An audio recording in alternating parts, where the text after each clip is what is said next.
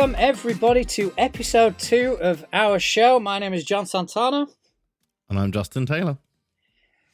Justin, buddy. Yes. Episode 2. Yes. Did you ever think we'd get this far? I didn't even think we'd get as far as episode 1. No, me neither. No, to be honest, especially after forgetting to record half of it. Yeah, you know. Yep. That was a little fun fact for everyone out there. Bit of a setback. But we got there in the end. We did learn some valuable lessons. Yes, we did.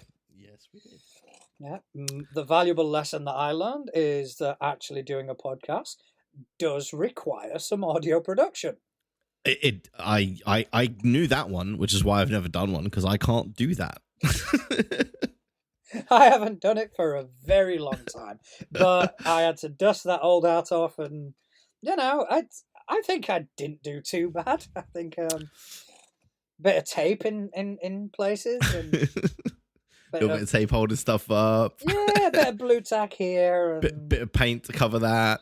yeah, bit of Sharpie to cover in the bald spots. And it was a serviceable bit of entertainment.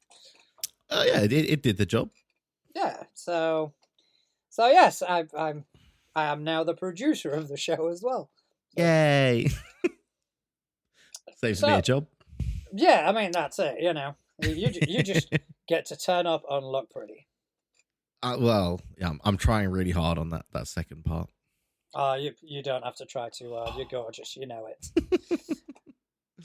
All right, so what have you been doing this week?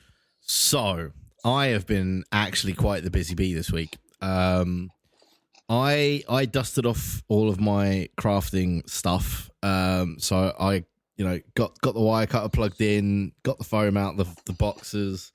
I made myself a brand new DM screen, which I'm really actually surprised myself with how well it turned out. Mm-hmm. So it's quite cool because it's got like a dice tower built into it on the right hand side of it. Enough space for my laptop and all my books and notes and whatnot behind there as well. And off on the left-hand side of it, I've got a couple of shelves that I can stack minis on. So just in terms of getting yourself prepped for a session, you can pretty much get everything you need out and ready. So you're not digging through boxes for minis and stuff like that, which obviously I also bought a new 3D printer this week as well, which arrived. I set it up today. So I've got 2 of those now. So minis are something that I have a lot of at my table. And terrain pieces and that sort of thing as well. And I wanted something that made that just a little bit more dynamic when playing. And obviously, having played in some of the virtual stuff that you've done in the past and seeing like some of the interactive maps that you can have and all that sort of thing, I really wanted to bring that to my at the table sessions. And I just bought a new TV, so I had a spare TV lying around, which means I'm sure a lot of our listeners can probably guess where I went with that. So I have been putting together some framework and stuff to hold a TV above my table so that there's still space underneath it for my players to have notes and books and snacks and whatnot without getting it all over the battle maps. But we can now have animated interactive maps on my table, which is really cool. I sent you a couple of photos of that. You did. Before we started recording. So I'd love to have some feedback. You did. I mean, first of all, the first thing you sent me was the GM screen, and it just kind of came out of the blue. In between multiple Instagram videos that we send each other that we find amusing. Yes. And all of a sudden, I get this picture. It's like, yeah, GM screen. And I looked at it and went, yeah, that is pretty cool, because the first thing you sent me was the bare bones. You sent me essentially what were the 3 walls of it, so to speak. Yes. And I went, oh yeah, it's cool. Seems sturdy. Seems good. And then every time you'd send me a new picture, there'd be something else added to it. There was the dice tower, and then there was the shelves, and then the full picture with the laptop. It's like it is actually really cool. And then you said, I'm working on a project. And my instructions to you, and this, listeners, this is Justin in a nutshell. All right, this is going to define. This is basically if I had to describe Justin, it would be via this story. That Justin told me he had a project, and I said, you know what? Don't tell me. I don't want to hear it. Just tell me on the show so I can be, surprised, and I can hear it for the first time, as many of our listeners will. And this was Sunday, I think we were discussing this. I think it was literally after. It was just after or just before we released the first episode. Yeah, something along those lines. So it was Sunday. We will be releasing again on Sunday, but right now, for context purposes, we are recording on Thursday. So it's been 4 days. And, today Justin and I were kind of going back and forth. And I even thought to myself, he's actually doing really well. He's not telling me what this project is. He's keeping it to himself, because Justin, when he gets excited about something, he has to tell the world. I do. I really do. And it was about 2 hours ago, when we were discussing what time we were going to start recording, all of a sudden I get pictures coming through, and it's project. And I thought, oh, fuck's sake, we were so close. We were so close to me having a legitimate moment of going, oh, wow, that looks awesome. The reason that it was that close is because I finished it about 2 hours ago. So the reason it took me longer than I was originally planning it to is some of the bits that I needed, I couldn't get at my local hardware store. And I went to like 5 of them, right? Because I initially wanted to build, I started wanting to build this pretty much at the end of our last recording session. I came out of that, and Scott, our guest on the last episode, sent me a video of another D&D creator on TikTok and Instagram, where he was setting up his game for the night, and he had this table layout, and I was like, that's a really cool frame. I wonder how difficult that would be to build or anything like that. And I went through his videos, and he actually had a tutorial on how he built it. And I watched that, and I was like, wow, that's really, really straightforward. That's really easy. I could probably knock that out in an afternoon. So I immediately got in my car, drove to the hardware store. I was like, I need to get all these parts. But they didn't have the connectors. So they had the piping. For those of you out there that are wondering, it's the framework is built with PVC piping. So it's 20 mil PVC pipe. So it's roughly an inch. It's just under an inch, actually. It's about 3/4 of an inch diameter piping for those of you that use that measurement for units of measurement. You do realize that if you didn't get that spot on, there's going to be some pedantic fuck out there going, well, I'll have you know. That's why I said roughly. they're currently... Because it's not exactly, but it's roughly 3/4. Hammering away at their keyboard right now. now. Yeah. Keyboards are breaking right now in response to this. But yeah, so roughly 3/4 of an inch, but 20 mil tubing is what I wanted to use. Because obviously everything here, when you go to the hardware store, everything is in millimeters. So his video uses inches, because in America, that is their sort of standard units for measurement when they're doing that kind of thing. So piping comes in 1/4 inch, all that sort of thing. So that I wanted to get roughly the same sort of thickness, which is our sort of direct comparison would be the 20 mil. Yeah. So they had the piping, but they didn't have the connectors. So I was like, oh, God damn it. So went on trusty Amazon, ordered the connectors, but didn't want to get the piping until I got the connectors, because I wanted to make sure that the connectors fit the piping. So the connectors arrived yesterday. And so I was like, awesome, cool, that'll work nicely. But they arrived after the hardware store closed, so I couldn't go get them. So I went today during my lunch break, grabbed the piping, took one of the connectors with me to make sure it all fits, got home, measured it all up, cut it, realized that I'd forgotten to account for the extra material that the connectors provide in my measurements and cuttings. So I was about 1 centimeter out. So I had to go and buy more piping after I finished work, which is why I only finished it about 2 hours ago. But I mean, it looks very sweet. You sent me a picture of it displaying a map with one of your scenery pieces on top, and it's like, oh yeah, I could play the shit out on that. It was like, yeah, I could definitely run a session on that quite easily.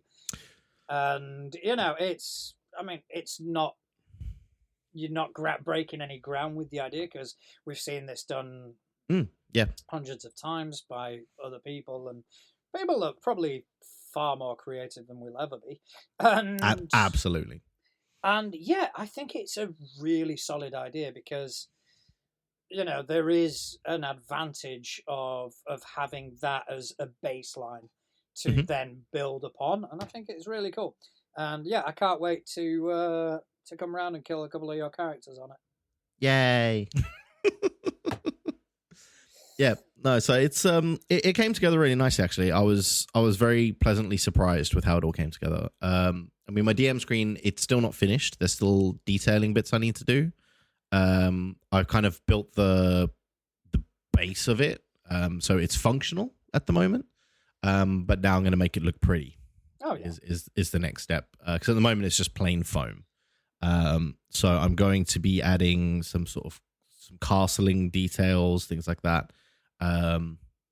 And yeah, probably a few other bits and pieces that I'll think of in the near future.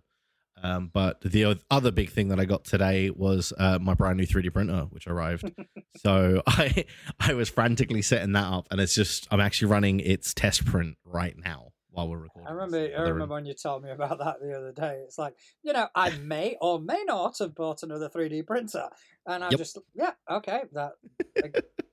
Yeah, that is you. That is, by default, what your sort of inclination is. Need toy, buy toy. In my defense, I've been wanting to get. So I've had a resin printer for 2 years now. Coming up to 2 years now, I've had a resin printer. And resin printers are great. They're really good for printing like your minis and stuff like that as well. Like character minis. I get my players or other people that I play with to go onto sites like Hero Forge or what's the other one that we use? I think it's Anvil was another one that we use. And obviously you can go on there and you can design a mini for your actual character. So it's customized to what your character looks like in your head, right? Which is great because it's something that it's not off the shelf. It's unique to your character, and it's just really, really great. And normally, obviously, you would be able to buy the model directly from them, and they'll actually send you a printed up model, and then you can just paint it yourself, or you can even get them to paint it, I believe, as well. I think they offer a service for that. That's that was quite a late addition to what they were doing. It is the painter is really cool. It is. Yeah, I played around with it a lot. But with me having a 3D printer, what it means is we can just buy the STL file when you do that, which is an option that they have on there, which obviously is a lot cheaper because you're not paying them for the production of the model and the shipping or anything like that. You'll receive an email a little while later with an STL file, and then I can whack that on my resin printer and print off your mini. And then my players have their own custom characters at the table. It's really, really great for that. It's also really good for things like if you're playing a druid and you want all of your beast forms to have an actual mini as well. Not a problem. You can get that done. The limitation I've had with my resin printer is for all the terrain stuff that I like to do, which, I mean, you've seen some of the stuff I've done. Yeah. It can be quite difficult to do that on my resin printer because my resin printer's got quite a small build volume. Yeah. So, for example, for that campaign I mentioned in the last episode that I'm writing, where it starts off, the first quarter of the campaign, roughly, is all going to take place on a ship, right? Yeah. Now, I happen to also be a subscriber to Loot Studios, which when you've got a 3D printer, and if you've got a 3D printer and you are into D&D, I cannot recommend their subscription service enough because the models you get are fantastic. I just have to stress at this point that none of these companies are actually paying us. Yeah, if in fact, I'm paying them. If anybody from any of these companies, wants to, wants to sort us out with our production costs, then that'd be great. But yeah, honestly, like, so one of the Loot Studio packages that I've got for one of the months is entirely based around a pirate crew. And one of the big models that I got with that was a big pirate ship, which splits off into different layers of the ship as well. So you can actually lay out the ship, and you can interact on the ship with your minis and all that sort of thing, because it's to scale, right? Yeah. Now, printing that on my little resin printer is something like, I was counting them up yesterday when I was umming and ahhing about buying this printer. There is something like, I think it's like 160 something individual pieces that I'd have to print and then glue together to make this ship. Yeah. Whereas with the new FDM printer, with how much that build volume is and how that can print and stuff like that, I could print that same ship in about, I think it's like 40 pieces that then get glued together. So it's just a much easier puzzle to put together. So yeah, so it's going to make printing my terrain stuff a lot easier, and it's going to give me a lot more flexibility with that as well, which is going to be really cool. No, it's grand, and you know, it's something that I know you enjoy, and it's, you know, it's definitely going to add that sort of level of, like, a new level of dynamic to your game, which I think is fantastic. And yes, again, I can't wait to see some of the things that you come out with. Yeah, I'm really looking forward to it at the moment as well. So I through Steam, with there was the announcement of Counter-Strike 2 recently, which meant that all of the skins in CS:GO for some reason shot up in price. Yeah. So I sold a bunch of the skins that I had just sitting in my inventory that I never used. So I had a bunch of money sitting in my Steam account, and I found something on there called Dynamic Dungeons Editor, which is basically a bit of software that's designed for exactly what I've just set up on my table. So it is designed for you to have a laptop behind your DM screen hooked up to a virtual tabletop, or in my case a virtual map, and you can control like all sorts of elements from it and storyboard out your maps and everything through this program. Yeah. It's really versatile for that. So you can even have like your entire dungeon layout room by room in tiles in this editor, right? So then when they go through a doorway, you can go to where that doorway is in your dungeon editor, and you can actually map out the dungeon in these tiles, and you can just click through it and actually go through the dungeon, as it were. That's pretty handy. That's pretty cool. So, and you can also add like weather effects and all that sort of thing. It's just really, really cool. You can even import your own models. So it's based through Unity. Right, which means any assets that you can get for Unity, or any assets you create for Unity as well, you'll actually be able to import into this and use them as things in the environment, which is pretty cool as well. Yeah, I mean that does sound cool, and again, I'm very intrigued as to how it's going to play out. Yes, you know, I'm happy to come around and GM something for you at some point. Well, I'm planning to GM some stuff on it myself before I let somebody else take it for a spin. No, 100%. I'll come round and roll some dice. Sounds good. I'll create a very serious and deep character that I will kill. Oh yeah, 100%. As revenge for all of the ones of mine you've killed over the years. It never gets old. So, I mean, I don't have any news as inspiring as that.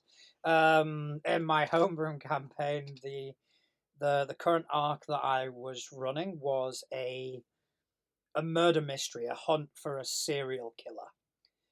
And it is definitely one of the most ambitious arcs I've done. It's like, in terms of writing, I definitely I went down a rabbit hole with this, and I just added layer after layer after layer. I mean, I kind of tallied it up, and in Obsidian, it was easily like 70 notes worth, between NPCs and locations and timelines and all of this. And my players, they actually went and discovered everything there was to discover, because I did leave the possibility for them to bypass a lot of the investigating and kind of go straight to who the killer was, etc., etc. But they, despite being quite close to going down those avenues at times. They ended up going and speaking to everyone they needed to speak to and all this, and they saw the whole picture of it, which I was so happy about. I feel like that's always something really nice when you've done like loads of prep and then your players actually use it all. That's so much better than when you do loads of prep and then just go, well, it's that guy. Yeah, I mean, that's it. And that was my worry when we first started it. Because it's like, if you guys nail this after one session, I'm going to give up playing. But we know that's not true. No, but yeah, so they did. And it's been about 5 or 6 sessions where we have kind of got sidetracked with other elements that I threw in there for fun and games. But yeah, they are now kind of heading towards the final confrontation, and yeah, I'm gonna try kill at least one of them. At least, come on. At least, it's got to be a challenge. Come on now. All right, okay, I'm going for the TPK. TPK. I've coincided. I've only actually ever had one TPK. That doesn't sound right. No, honestly, just one TPK. It was in Rise of the Rune Lords. In the there's like a big sort of mega dungeon part of it in book 5, and towards the end of it, they all died. I've never been part of a TPK. I just realized. Are you not? No. I was close. I've never been on the receiving end or the dealing end of one. I was close, and it was at a convention where someone was running. It was Pathfinder First Edition, and someone was running. I genuinely can't remember the module, but it is again it's a 3-part dungeon module that is renowned to be a grinder. Right, yeah. My bard died in the first room. Oh. So I was basically sat there for the entirety of the session, kind of going, This is fun. And it sounds like me. And there was one at the end of it. There was one character left standing, who was he was going to die 100%. There is no way he was going to survive that. And then the time limit hit. They're like, okay, so we've got to stop playing now. It's like, you lucky son of a gun. Yeah, so it was a close one. And yeah, my bard died straight away in that one. See, like that's the thing. I die a lot. Like I die a lot. I mean, you know this, but that's because dice hate. Dice hate me. It's no secret, right? Rolling against me, you'll roll more nat 20s than you've ever rolled in your life. If I'm rolling against you, I'll roll more nat 1s than you've ever seen in your life. And yes, before anyone says, "Oh, you've never seen Will Wheaton roll," I have seen Will Wheaton roll. I make Will Wheaton look like a god. I've put it on the internet now. It's out there. Challenge me. I swear to God. I don't think that's something anybody wants to win. It's my only thing. It's all I've got. Yeah, I mean, come on, Will Wheaton. You've got the next generation. Yeah. Justin has nothing. I've got nothing. All right. The only thing I've achieved in my life is that I roll worse than you. Let me have this. Yeah, I mean, come on, Will. You've got Stand By Me. Poor Justin has got 2 3D printers. I do have 2 3D. Actually, he can have the lower one. I've got 2 3D printers. Yeah, there you go. Two 3D printers and a digital tabletop. Yeah. There you go. Well, yeah, but I don't think digital tabletop really counts because I'm sure if Will really wanted one, he would have one. If he hasn't already got one. Yeah, 100%. Yeah. He's got all that. He's got all that Star Trek money. Yeah, he's got all that Star Trek money. Yeah. He's got all that Big Bang Theory money. True. Yeah. Yeah. There you go. And this what else? No, I'm sure he's got loads of stuff that we are just clueless about. And jealous of. And 100%. Absolutely. 100%. So, you and I have got a bit of housekeeping to do, don't we? Yes. We have some official business to attend to. Yes. And that is because when we came up with the concept, I say concept like we had any of this planned. When we came up with this harebrained idea to talk on the internet for an hour, we went back and forth. We kind of discussed ideas about what we could call it and this, that, and the other. And we eventually landed on the name Role Models, which we both 100% loved. And neither of us went, should we check? We should look at that. Yeah, should we check? Should we actually check if that's been taken at any point? And no. We just went with it. We rolled with it. Yeah, I hate myself for that.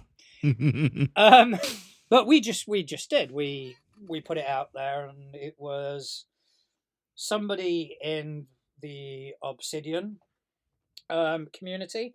Anybody who's part of the Obsidian community knows Josh. He is one of the flag bearers of the entire community. He just kind of posted a screenshot of his podcatcher app, and it's like, yeah, you may want to rethink the name. There's about 7 different podcasts, all relating to tabletop role-playing, called Role Models. Yes. So, yeah. We are not as creative as we thought. And we didn't think we were creative at all. So imagine how bad we feel. Right. And to be honest, I did have a look at some of these other podcasts. They haven't been very active for a while, but the fact of the matter is they have still got content out there. They've still got episodes on these services, and I don't think they want to be associated with the likes of us. I wouldn't blame them. No, nor would I. I wouldn't hang out with me. So we decided that instead of having a private meeting, as it were, to come up with a new name, we'd do it here in the podcast, which I'm sure is going to be entertaining listening to all. So what we did is we decided we'd come up with a few ideas each, and we'd spitball and see what we came up with. How many have you got? I'm gonna be honest. I just went through my list, and I hate almost all of them. They seemed like a really good idea when I wrote them down, and then I've just gone through them, and there's like it's basically the 2 I sent you are the only 2 that I still like. Well, I mean, I've got a few. I think yes, 3, 6, 9, 12, 14. I've got. All right. I'm gonna be completely honest. I don't love all of them. In fact, I downright hate some of them. However, there are, they are there to hopefully provide us with some spark of insight, and maybe help land on a name that we both agree upon. However, that being said, I do believe I've got the one. Oh. Yeah, this is one. Well, let's do that one last then. Yeah, well, that one's going last. Yeah. I'm not going to lie that when I came up with this, I was at work. And I had to leave the room because I was laughing so much. Oh, okay, that bodes well. And I know your sense of humor. You do. And I think you are going to love it. Oh, I'm excited. Yeah, I'm excited for that one. But that is the last one. That is the one I'm going to kind of go, boom, this is what I think. I'm going to give you the 3 that I am kind of most happy with. Okay. As my contributions, and then we'll go through your 14, because honestly, the others, just no. So one of us has been doing his homework for the show, while the other one has been making a digital tabletop. Yes. Hey, I was still making content, all right? Just different kind of content. It's good to see where your priorities are. Yes, my table and my players. Okay, so yeah, let's hear your 3. Let's do this. We've got the 2 that I sent you, which was before we decided to do this on the podcast, which was I had 2 guys, 1 dice. Because why not? And of my 3, this next one is my favorite, which is Knights of the Round Tabletop. Okay. And then the final one, it goes back to an idea that from when we first started this, one of the names that we kind of went with, which is kind of a play on things, which is D&D with J&J. Okay, all right. I think there may be something there. Okay, so I'm going to first address the glaring issue that is two guys, one dice. I'm hoping that not a lot of people remember a particular internet video that was named something quite similar. And honestly, I just can't think of anything else right now. Exactly. That's not a good thing. If it's in my head, which with the way my brain works, you know it is. Yeah. It's only fair that it's in yours as well. No, I do appreciate the sharing. Sharing is caring. Sharing is caring. So I do appreciate that. I don't really want that to... I don't want to subject that onto my audience. Fair. You know. Okay, so the second one was Knights of the Round Tabletop. Yeah. I like that, but I do feel that that would be more appropriate if we were doing an actual play. Yeah, that's what I think. I think as well. Yeah. I think it would be a really good name for maybe like a campaign or something. Yeah, if I don't know, who knows where this is going to take us. Maybe at some point we do actually decide to branch out and do a couple of... Yeah, then Knights of the Round Tabletop is ours, so nobody... Yeah. That, okay? We got dibs. We got dibs on the Knights of the Round Tabletop. And then the other one, D&D and J&J. D&D with J&J. The only issue with that is, I think, where we kind of decided to talk about tabletop role-playing as a whole. Yeah, it's a bit narrow. We kind of go into that niche of, yeah, it's D&D. Yeah. So, yeah, but they are good suggestions. You want to hear some of mine? Yes. All right, so mine, although I've got 14, they are, a lot of them kind of are plays on the same concept. Okay. All right, so like for example, the first one was, the first concept I had was taking the word wisdom and transform it into wisdom. So you've got all the plays, all the idioms that come from that, like conventional wisdom or words of wisdom. Which, you know, I mean, I don't hate words of wisdom. I don't think I've got any more wisdom-based ones. One that I found hilarious, which I don't think we'll ever use. Actually, two I found hilarious. One was I charisma. That's pretty good. I did enjoy that. And the other one was table spanners. Okay. You know, as a play of table manners. Yeah. For those of you who are outside the UK, you can call somebody a spanner as an insult. So it's a pretty good insult as well. It is. It's like it's offensive enough where they're like, wow, how dare you? But it's not offensive enough they can do anything about it. Yeah, you're basically calling someone a tool. So yeah. All right, so I did enjoy them. Okay, so other ones that I had were making a play on the rhyming sort of relationship between the word souls and roles. Okay. So there was a whole bunch of them, like Rollmates, which already checked, taken. Yeah. All right. Yeah, it sounds about right. Yeah. Immortal roles, gentle roles, lost roles. You get the point. Yeah. So yeah, they were. You know, I wasn't massively Roll Brothers, but yeah, not a massive fan of any of them.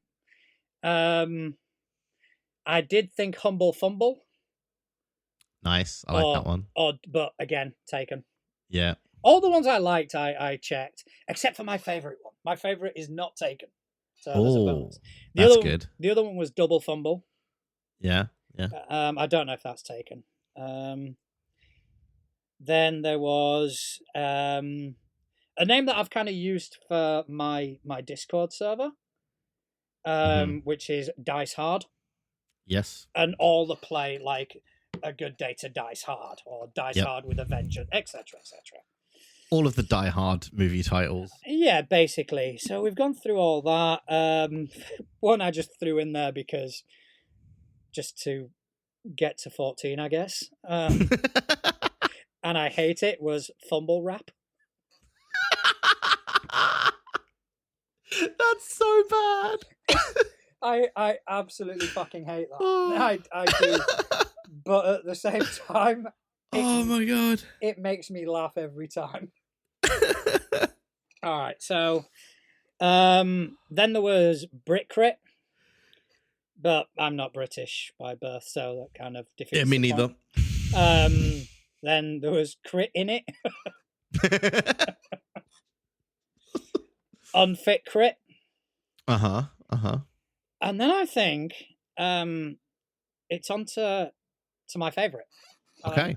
It is onto the one that I've kind of gone through, and every time I look at it, I kind of go, this has to be it. This has to be the answer that we are searching for. It's not taken. Is that it? It's not taken. It's yeah. That's the only requirement. We just don't want anything that's taken. Yeah, it's not taken. Well, that is a big part. It's not taken. So, It's not Liam Neeson. but also it is a glorious pun. Always a winner. Always a winner. Always a winner. Yeah. And I just think it fits our brand and our sense of humor perfectly. And I'm actually scared I'm overselling this, but I'm going to go ahead. I'm going to go for this. You're lucky you haven't got me on camera because I'm trying to do this with a straight face, and I'm really struggling. Failing miserably. Yep. Okay. I can hear it. I can hear it in your voice. Are you ready for this? I'm as ready as I will ever be. Okay. Too legit to crit.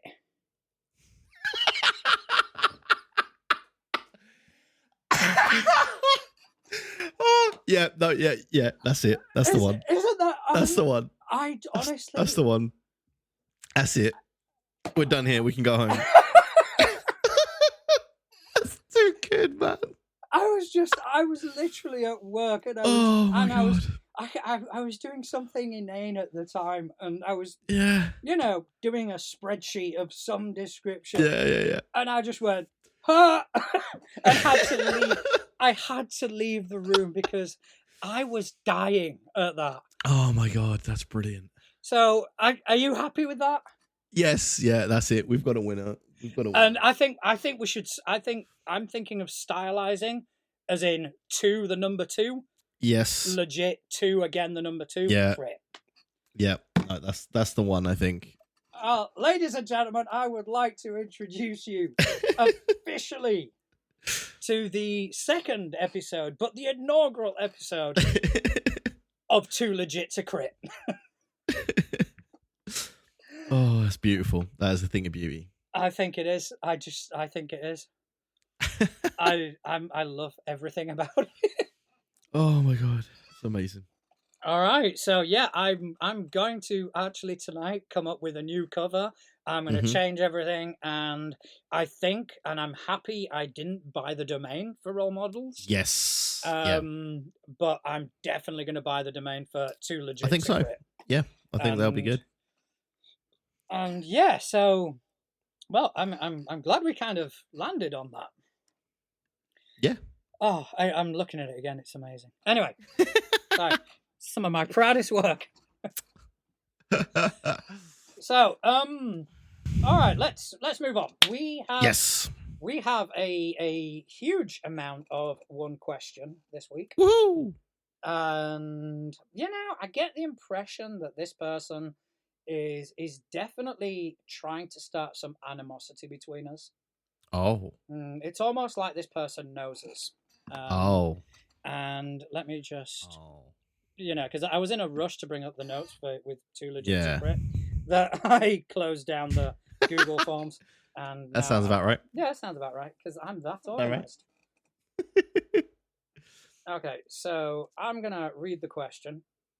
Do we have a name? I think I'm going to leave the name. I'm going to leave You're going to leave the name. You're going to leave the name for later. I'm going to leave the name till last. So after the question, all right? Can I try and guess who it was? I think you might already know. I think I do know. So the question is, do you find physical media, such as models, maps, physical dice, to be a better engagement tool than digital media for tabletop role-playing games? I wonder. Okay. I wonder. Gee. I wonder who could have. Okay, yeah. Asked So that. this is definitely somebody who knows us.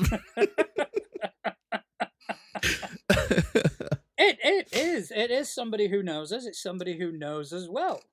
You know, I would dare say, godfather to my children. No, so Yeah. Well, I think that this is I mean, it's a good question anyway, because it is something that there is a lot of discussion about everywhere. I mean, let's be 100%. honest.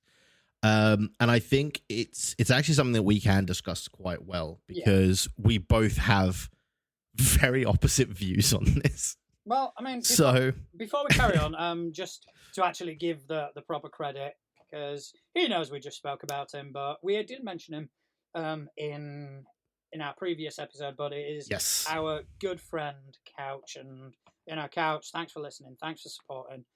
We are gonna get you on the show at some point. Yes. Okay. To talk about how to break clerics.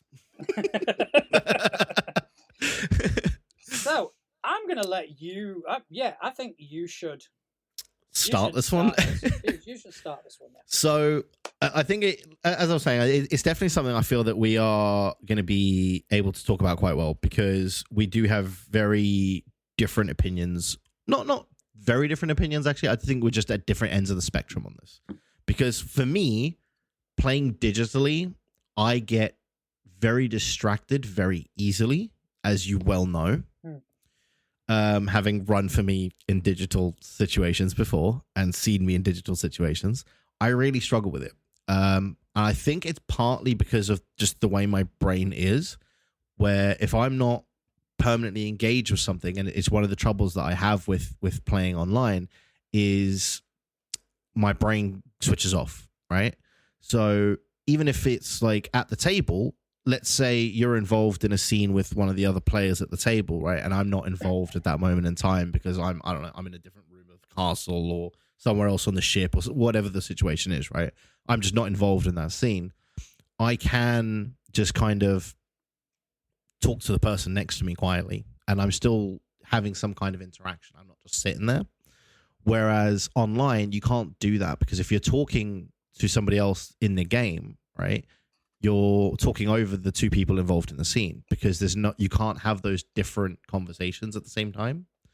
So I really struggle with that element of playing online. Whereas in person, I love it. I mean, as we kind of probably gathered from the conversations earlier, where I've got 2 3D printers for making minis and terrain pieces. I've got foam wire cutters and like all these sorts of things that I use to make my in-person game that much better. In my opinion, obviously not everybody likes terrain pieces. Some people prefer theater of the mind. But for me, I like having that visual representation. And with the tools that I've got, I can do that at the table very easily. So I definitely prefer playing at the table. I mean, for me, I think I can kind of bisect this entire argument into 2 different sort of avenues of conversation. The first one is digital versus physical. I'm going to go ahead and say that the best gaming experience, 100%, without a doubt, is physical. It's at a table, it's rolling dice, it's being in a group and sort of feeding off each other, which is something that the digital mediums haven't managed to capture. That hasn't stopped them from trying, though. And there are, whether it's Foundry or Roll20, we go from a digital map to virtual tabletops, and they are throwing in bells and whistles in order to make the game more immersive, which I think it's fantastic, and it is wonderful, and the stuff they're doing, and Foundry is is my VTT of choice, and the community there, they are constantly bringing out new modules which add new functionality to the games that you're playing. You know, anything from your standard dynamic lighting to being able to create leveled maps which kind of interact well with each other. If you're on a bottom layer, you don't see the layer above you until you go upstairs, and then it is fantastic. What they're doing is brilliant. However, digital will always be a step behind in my personal opinion, because of the interaction between the players. Yeah. Whether you've got your webcams on or whether you're just doing it via audio, it is a lot harder to gauge the sort of non-verbal cues that you get from playing in person. Yes. And also another downside in the digital sort of medium is the reliance upon it, because you have these fantastic services, Roll20, Foundry, etc., that automate a lot of the things for you. Yeah. Foundry will automatically calculate flanking penalties for second edition, bonuses for 5e, if you and an ally are flanking. And it's great, it's fantastic, but when that ceases to work, there is a panic. There is a certain element of, what do I do? Yeah. And on more than one occasion, I've had to remind my players that these games were around far earlier than virtual tabletops. Yes. You know, if Foundry isn't calculating your bonus properly, roll a fucking dice. Yeah. And tell me what your bonus is. Or add the bonus and tell me the result. Oh, yeah. Just add it on to whatever the result is, yeah. And there is that sort of moment of, oh, shit, Foundry's not working properly. And it almost brings the game to a halt because of it. So, no, I don't believe that digital will ever become better in a way than physical. However, what digital does offer you is the convenience. Yes. You know, I don't have to spend an hour of my day prepping my GM bag, moving to another location, setting up, playing, packing away, and then coming back home. I can just go, right, game starts in 5 minutes, load up maps that I've already pre-prepared with all the tokens on there and everything I need. And that is what digital offers me. It offers me that level of convenience. And in the situation that I was in, where I was working really odd hours, and the players that I'd gathered were in the same industry working odd hours, it was very beneficial to kind of go, right, fair enough, we're going to run it online, and it's going to be a case of, 3 of us are there, right, let's do it, let's have a game, and let's further the story. Yeah, I think as well, like, one of the things that I do like about online, that obviously is impossible to do at the table, is it really widens the circle of people you can play with, right? Mm-hmm. So, for example, Scott, who we had on as a guest last episode, I played in a campaign that he ran, where we had players from, I think we had a couple of players from South Africa, where me and him are both from originally. As well as obviously me and him were both living here in the UK, and like you can play with people all over the world, and you don't have it's possible, you know. Whereas if I wanted to get one of my American friends to come and play at the table, he's got to fly here, he's got to get hotels. That's a lot for a game of D&D. You've got to be one hell of a GM. You've got to be really committed, like really good. You've got to be like Joe Manganiello, sort of. Yeah. If Joe Manganiello would offered me a seat at his table, I'd get on the plane. Yeah, absolutely, I'd get on the plane. I'd even play D&D. See, for me, that'd be icing on the cake. But yeah, you are 100% right in that. When before I took over our local Pathfinder Society Lodge, I was doing the online version of it. And Yeah. what initially was, we're going to do like an online offering for our players and this, that, and the other. It turned out to be people from all over the world. You know, I met people in the States, I met people in South America, there were people all the way from Australia, and we'd all kind of come together for this one-off Pathfinder Society scenario. And it's like, okay, guys, next week I'm running something else. If you want to join, let's do it. And so you are 100% right, and it has kind of made the tabletop role-playing game world a bit smaller, a bit closer together than it ever was. Yeah, I would say maybe closer together rather than smaller, because I would say it's made it bigger in that you've now got a huge pool of people to play with, which has brought everybody a bit closer as well. Yeah, 100%. I mean, the second sort of avenue of thought that question kind of raises for me is, now that we've done digital versus like physical, is how much, at least for me, the sort of effort into the physical medium, how much that adds. And I'm afraid to say that for me personally, it doesn't really add very much. Yeah, I think as well that's one of those things where it comes down to, like, for me, the physical elements don't take a lot of effort, because everyone plays at my house, because I've got a nice big table, I've got loads of space, I've got now, especially with the with the tabletop maps and the TV based mapping and my new screen and all that sort of thing, and because I've got the 3D printers to make like really cool terrain pieces, and I can make my physical game space really, really enticing, a lot like you do with your virtual tabletops, because I can actually just run a virtual tabletop on the screen if I wanted to.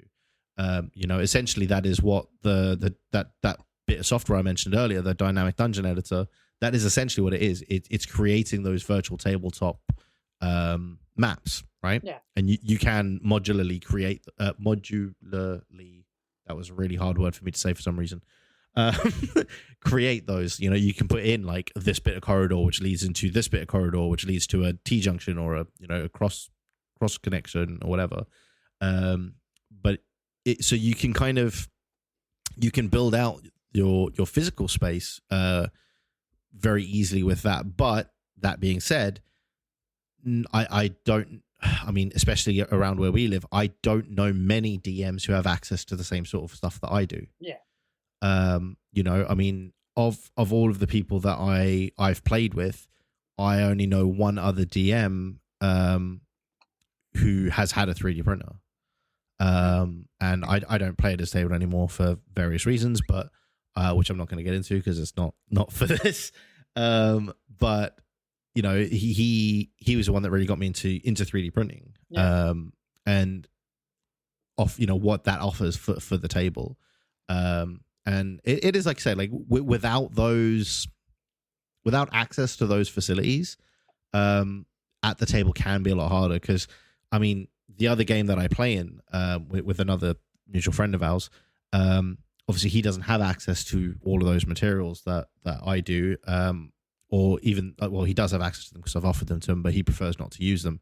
So he will hand draw a lot of his battle maps and things like that, and it definitely does feel different playing on like a hand drawn battle map versus like those, with all the like trees and all these 3D things, But I mean, because that is kind of my sort of philosophy. I mean, I've played in games where a GM has brought out all the terrain pieces, and don't get me wrong, I 100% appreciate the effort that goes into it, and I appreciate the dedication that they bring to the table. But I can just as happily play on a hand-drawn map on a piece of paper using Lego bricks as characters. And honestly, I would. I've actually done that. I'm just as happy to do that as I am to play at a table where someone's got like buildings and stuff like that. It doesn't. It's appreciated, but I don't walk away from that table thinking wow, that scenery was fantastic. I walk away from that table kind of going, damn, I died. And just, for me, the narrative aspects are what is what I kind of take away. Mm. A GM that really brings me, really immerses me into the action, Yes. doesn't necessarily need any sort of terrain or other props in order to do that. You just need to tell me a story, and I am 100% in. Yeah, that's kind of where I stand. Yeah, no, I mean that's the thing. I agree because let's be honest, right? The whole point of these games is the story, right? It's a role playing game at its core. You are filling the role of this character. You are fitting into the story that's being told. Everything else is, like you say, is really secondary. Like whether you're doing this over like an animated flow of lava going from like this terrain rock across this bridge to there, or whether I just tell you that's what you're doing. If I tell you that's what you're doing in a really engaging way and a really descriptive way, you're going to be able to still picture that in your head. Yeah, I think that's it. I mean, think back to any game that you've played. Think about any game, any combat, any scene, anything like that you have played. You don't remember. You don't see it as I was sat around a table playing a game. You see it as, oh, I was fighting off owlbears, or I was, it is an immersive hobby, which we don't have to tell our listeners, because if they're listening to us, I'm guessing they've played the games before. I would hope so, because if they haven't played the game before and they're listening to us, don't take our word for it. Go and find a GM and play it. It's so much better than we describe it. And please listen to people who know what they're talking about. Yes. Yeah.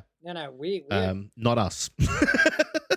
We're two idiots who went, you know what would be a good idea? Let's do a podcast. Hey, it'd be a really cool idea if we just turned our mics on one day and then just like put it out there. That is literally how this started. We had a conversation that was about an hour and a half long and went, dude, we should have recorded that. Yeah, literally, that's what it was like. And I think it was even like when we went to do the test for this as well, like for all of our like software and that for recording, we literally we're like, oh yeah, we'll just hit record for like 30 seconds and see how it sounds. And then like an hour later, we're like, we went on a little bit long there. But I mean, like the ill-fated, not recorded version of our first episode. Oh God. It was like, guys, we've been doing this for like an hour and a half now. Yeah. Should we start trying to wrap up at least? Should we start trying to? And then we wrapped up. I said thank you to our listeners, and then I went, oh guys, I wasn't recorded. remember when I dropped? Yeah, it didn't start recording again when I came back in. We'd recorded 40 minutes out of an hour and a half. Yes. So yes, those eagle-eyed, or not eagle-eyed. That's probably the wrong thing to. Eagle-eared. Eagle-eared.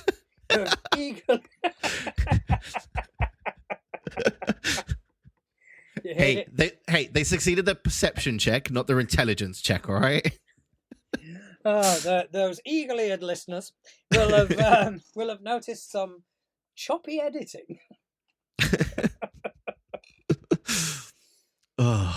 There were a lot of jokes that got lost, though. That's the saddest thing about it. Yes, that was the worst part. That was the worst part. I was hilarious. Like, so the bit that actually made the cut, I wasn't that funny. That bit that was missing, I was hilarious. You'll just have to take my word for it. Yeah, 100%. It is literally the funniest you've ever been, Justin. Yeah, like, yeah.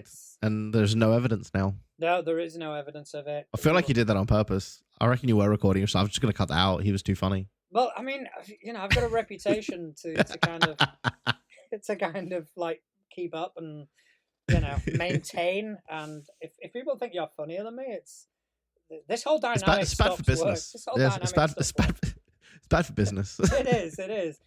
I mean, Scott. I mean, he was just non-stop joke after joke after joke. Yeah, it's like we're at the Chuckle Hut. Oh my god. Yeah. But yeah, it was it was good. We did run a bit long though. Yes. But yeah, I don't think we've got very much else to discuss really. Have you got anything in the works for the rest of the week? Mostly just finishing off that stuff that I spoke about earlier. So I want to give the PVC piping, because at the moment it's just white. It's all white, and it's not glued together. So it's just friction held at the moment. Right. Because it was like test fit. Although it's been actually set up since I finished it, and it's still going strong. It hasn't broken. So even just friction fit, it's holding its own. That's So cool. it's been set up now for about 4 hours, I would say it's been set up for now. And it hasn't fallen apart. So job well done. No, like I say, it looks really good, man. Genuinely. So yeah, it's mostly just gonna be finishing that off. So I'm gonna glue the piping into the connectors, give it a coat of paint, because my tablecloth and stuff for my table is all black. So I'm gonna be giving it a coat of black paint, so it kind of blends in a bit more. Yeah. Rather than being this glaring white thing on a black bit of cloth. And then finishing off the detail bits on the DM screen. I think that's probably my plan for this coming week. Fantastic.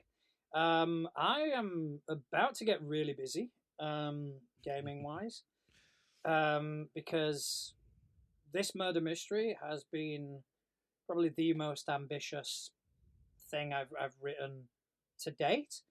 So I've had the bright idea of doing something even more ambitious for the next arc. So I'm going to be working on that. I'm also working on getting some Delta Green ready to run for people. I've suddenly had a bit of an uptake in interest from I know you're interested, but like a couple of the people I work with, a couple of the people I used to work with, everybody's kind of going, so when are we going to do more Delta Green? So I'm gonna honestly it's such a fun system. So I'm gonna be reading through some operations and getting some of that ready. Also, I have a mini convention in mid-May. I think it's the 13th or 14th of May. So if you are in the southeast of England, close to Southend-on-Sea, at Gamers Nexus in Hadley, there's going to be a mini convention. I do believe it's the weekend of the 13th of the 14th of May, where I'm going to be attempting to run Pathfinder 2nd Edition's Malevolence over the course of 4 sessions, which I've been told is not going to be easy. So, yeah, that's going to be a challenge. So I'm working on that, getting Malevolence ready. And, yeah, just kind of preparing things that are to come. So, yeah, sounds like you've got your work cut out for you. Pretty much, yeah. So that is, I think that's about it from us, isn't it, Justin? Yeah, I think that about sums it all up. So that's going to be it from us, I reckon. So I just want to thank everybody for tuning in and listening once again to the now titled Too Legit to Crit. Yes. God, I love it. And it's so good. So good. And if you've enjoyed listening to us drone on for an hour and you want to help support us, then the best thing you can do is spread the word. Yes. You know, the more listeners we get, the more we can grow, the more we can justify doing this to ourselves. Yeah, pretty much. And we can grow, and we can kind of think about the directions we want to take this in. I know it's still early days, but we did get some quite good feedback. Yes. Any feedback is welcome, good and bad. You know, if there's things we can improve upon, then by all means, let us know. Or even just things that you'd like to hear. With that, I'm going to add our very hastily thrown together form to the description of all of our episodes. So if you want to log into Google Docs and just send us a question, give us something to talk about, and we will endeavor to answer it the best we can. or at least make a couple of funny jokes about it. Yes. So Most likely the second option. most likely, because we have no fucking clue what we're on about. Yes. Exactly. So thank you, everyone. Thanks for listening. Justin, always good to chat to you, my friend. Absolutely, mate. Always a pleasure. And yeah, again, thank you everybody for tuning in. Thank you for listening to two idiots talk about stuff for an hour. We appreciate it. And I will see you guys all next time. Good night, everybody.